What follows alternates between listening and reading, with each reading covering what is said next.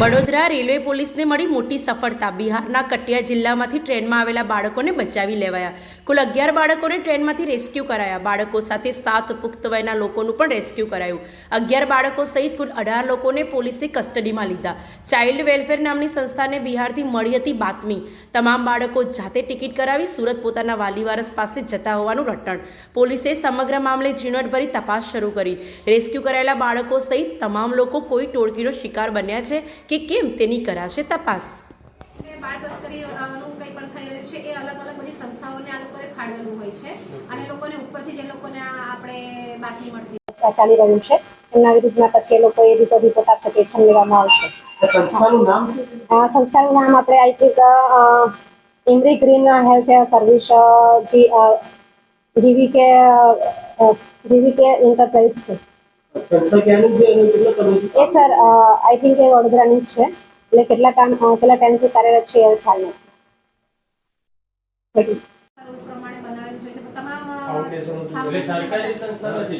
સરકારી એમાં સરકારી અર્ધ સરકારી એવી રીતે હોય છે અને એમાં ગવર્મેન્ટના એમ્પ્લોય હોય છે એ અમારે છે ને મીનાબેન કરીને છે જે ચાઇલ્ડ વેલફેર બાતમીનું તથ્ય એ હતું કે એ લોકોને બાળ તસ્કરી બાળ મજૂરી એ લોકોને આપણે વાલીમાંથી એ લોકોને લઈ જઈને એ લોકોની પાસે મજૂરીનું વધે કરાવવાનું એ લોકોનું ટોળ છે એ રીતે એ લોકોની બાતમી હતી એટલે એના આધારે આપણે એમને ઉતારીને એમને પૂછતાછ હાલ કરી પણ હાલ એવું કોઈ તથ્ય જણાવેલું નથી કે બાળ તસ્કરી જેવું કંઈ જણાતું નથી। એ લોકો એમની મજૂરી કરવા માટે જે બાળકો હતા એ લોકો ભણવા માટે એમના જે સગા સંબંધીઓ છે એ લોકોના ત્યાં જતા હતા એમ જણાવેલું છે।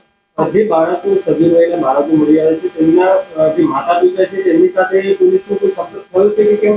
કારણ કે ગઈકાલ રાતની આ ઘટના છે અત્યારે 12 વાગ્યા જેટલો સમય થઈ ગયો છે શું આ ઘટનામાં આગળ થયું? હા અત્યારે એમાં એવું છે કે જે આજે સંસ્થાવાળા જે લઈ ગયા છે બાળકોને એ લોકો એમના વાલીવારસોનો સંપર્ક એ લોકોએ સાંધ્યો છે અને ત્યાર પછી એમના વાલીવારસ આવશે એટલે એ લોકોને આપણે આધાર પુરાવા મેળવી અને જો એમને એવું લાગશે કે ખરેખર આ રીતનો કોઈ બનાવ પામેલ નથી કે એમને બાળ તસ્કરી જેવું કંઈ જણાતું નથી તેમની સુપ્રત કરી દેશે।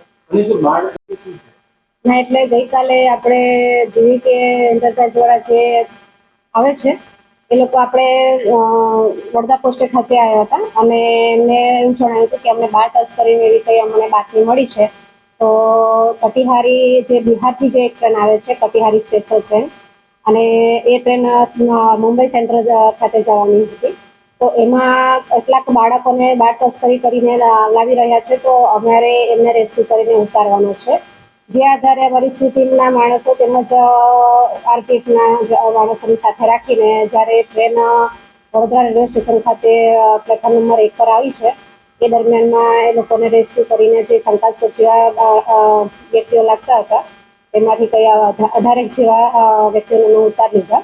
ત્યાર પછી તપાસ કરતા ખબર પડી કે 11 જેવા બાળકો છે અને બાકીના 7 જેવા જે હતા તે પુખ્ત વયના હતા એટલે એ લોકોને જવા દીધા છે અને બાકીના જે 11 બાળકો છે એટલે અત્યારે બાળ સુરક્ષા ગૃહમાં એમને મૂકવામાં આવ્યો છે। આ લોકો ક્યાંના